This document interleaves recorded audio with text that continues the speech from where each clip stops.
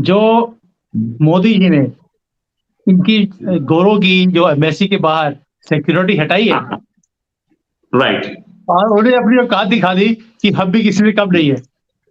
मैं आपको बता नहीं राइट सकता हूँ एज अ एनआरआई जो इंडिया से बाहर रह रहे हैं, हमारा जो सीना है ना, जब हम ये स्ट्रेंथ देखते हैं वो कैसे चौड़ा होता है, ये आप इसका अंदाजा लगा नहीं सकते। भारत ने आगे से सिक्योरिटी हटा दी, बैरिकेड्स हटा दिए, अंग्रेजों को सांप सूंघ गया।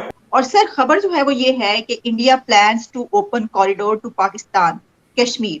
करतारपुर कॉरिडोर के पेटर्न पर शारदा पीठ को भी जल्दी से यात्रा के लिए खोल दिया जाए। मुसलमान जो बच्चे बच्ची हैं बहुत ज्यादा भगवत गीता को पढ़ रहे हैं और इसको एक नेशनल बुक भी कहा जाने लगा है, क्योंकि ये अब कंपलसरी कर दी जाएगी। अमेरिका, कनाडा में देखिए, वहां पर भी बच्चों को भगवत गीता सिखाई जा रही है, बताई जा रही है। तो भारत ने सीधा सीधा एक संदेश यूनाइटेड किंगडम को पास करा, इंग्लैंड को पास करा कि देख भाई, यारी दोनों की तरफ से बराबर होनी चाहिए। ऐसा नहीं हो सकता कि तुम्हें हम पूरी सिक्योरिटी दें और हमारे हाई कमीशन पे ये पागल बावले खालिस्तानी अटैक करते रहे। ये नहीं हो सकता। अजय बंगा विजिट कर रहे हैं अमेरिका, नेटिव इंडिया, क्योंकि उनका इंडिया से ताल्लुक है, इंडियन नजाद हैं वो, और वो 3 वीक्स के विजिट पर कहा जा रहा है। और इसमें आज वो पहुंचे हैं और उनकी मुलाकात इसमें इंडिया के प्राइम मिनिस्टर से भी होगी। इंडिया वालों, आप लोग आगे जा रहे हो, मुझे बड़ी मोहब्बत है आप लोगों के साथ, और हाँ, हम चाहते हैं कि हम भी एक ऐसे कंपटीशन के अंदर आपके साथ हों। I think the most deprived or suppressed woman is an Islami woman, चाहे आप मानो ना मानो, क्योंकि मैं देखते हैं। वही चीज हुई थी जो मैंने बोला था, और मैंने ये बोला था कि अगर अंग्रेजों की अकल ठिकाने लानी है तो दिल्ली में जो यूके का हाई कमीशन है वहां से सिक्योरिटी हटाइए। बोला था कि नहीं बोला था? आपने वीडियो देखा भी, आपने सराहा भी। भारत ने वही काम करा। मैं ये नहीं कह रहा कि मेरे कहने के बाद करा, मैं ये बिल्कुल नहीं कह रहा, लेकिन हुआ वही जो मैंने 3 दिन पहले बोला था। भारत ने आगे से सिक्योरिटी हटा दी, बैरिकेड्स हटा दिए, अंग्रेजों को सांप सूंघ गया। उनको लगा भाई इंडिया वालों ने, इंडिया में जो हमारा हाई कमीशन है, यानी कि यूके का हाई कमीशन है नई दिल्ली में, वहां से सिक्योरिटी हटा दी। अब क्या होगा? कल अगर कोई वाकया हो जाता है, कोई वारदात हो जाती है, तो कौन जिम्मेदारी लेगा? तो भारत ने सीधा सीधा एक संदेश यूनाइटेड किंगडम को पास करा, इंग्लैंड को पास करा कि देख भाई, यारी दोनों की तरफ से बराबर होनी चाहिए। ऐसा नहीं हो सकता कि तुम्हें हम पूरी सिक्योरिटी दें और हमारे हाई कमीशन पे ये पागल बावले खालिस्तानी अटैक करते रहे। यह नहीं हो सकता। तुम्हारा हाई कमीशन दिल्ली में हमारी जिम्मेदारी, लेकिन हमारा हाई कमीशन लंदन में तुम्हारी जिम्मेदारी। तो अचानक क्या हुआ कि अंग्रेजों ने फटाफट से वहां पे सिक्योरिटी लगाना शुरू कर दी, भारत का जो हाई कमीशन है। और भारत ने, जो आपने देखा होगा वो फोटोज, जो हमारा झंडा उतारा था उससे 10 गुना बड़ा झंडा वहां पे भारत ने लगा दिया। यह कहा गया है, और बहुत पुरानी कहावत है जो मैं आपके सामने आज फिर से दोहराऊंगा, जो मेरी बड़ी फेवरेट है, दिल के बड़े करीब है। बिना न मानत जल्द जड़ गए 3 दिन बीत, बोले राम सकोप तब भय बिन होए न प्रीत।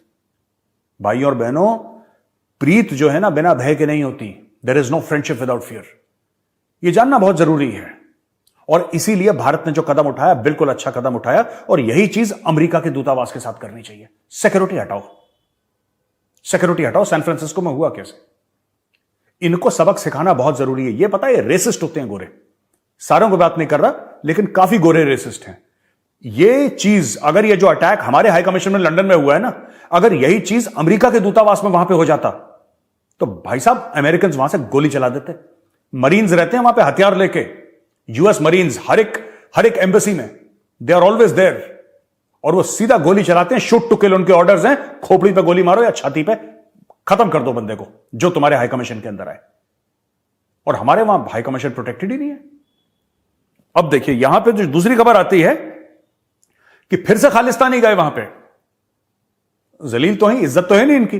फिर से खालिस्तानी गए वहां पे, और खालिस्तानियों ने फिर से यूके के सामने प्रोटेस्ट करने की कोशिश करी, लेकिन फिर पुलिस लगा दी थी, वहां पे बैरिकेड कर दिया था। तो रोड के इस तरफ आके वो बड़ी नारेबाजी, ये वो, और वही फ्रॉड इनका पुराना खालिस्तानियों का, वही 400 BC, वही 10 नंबरी कि खालिस्तान इंग्लिश में लिखा है। मैं चैलेंज करना चाहता हूं खालिस्तानियों को 2-3 बातों पे।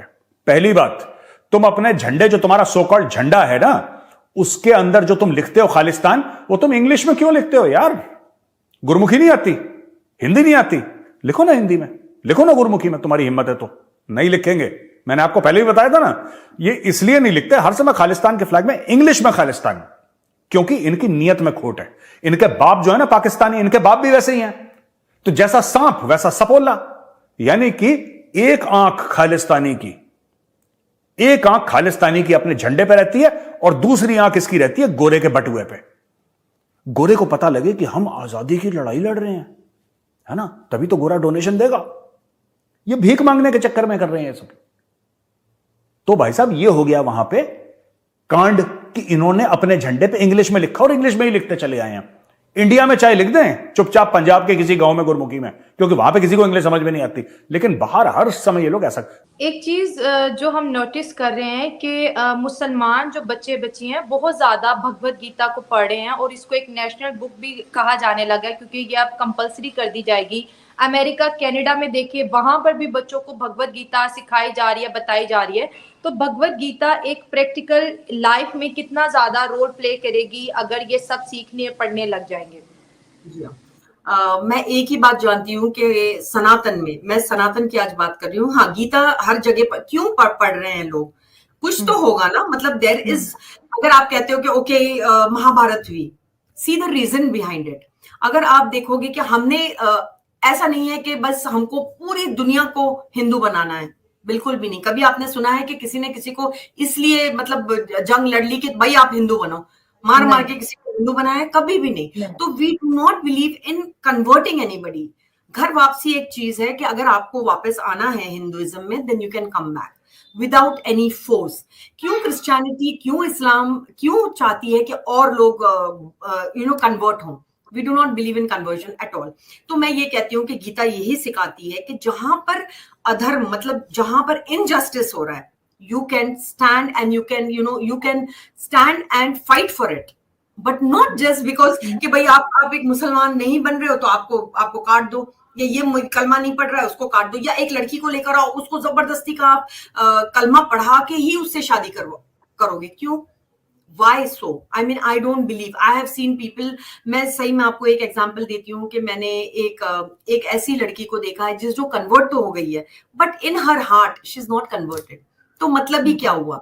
ये सब ऊपरा ऊपरी होता है। Until and unless a woman comes out and says that okay, I am really willing to do it, you should not force anybody. तो मुझे ऐसा लगता है कि गीता जो पढ़ाई जा रही है, आई थिंक पूरे मतलब मैं सिर्फ कनाडा या सिर्फ अमेरिका, यहाँ नहीं, बहुत सारी जगह लोग अप्रिशिएट कर रहे हैं, लोग समझ रहे हैं, because this is a very old text and it has got nothing to do with with one religion. It's not a cult.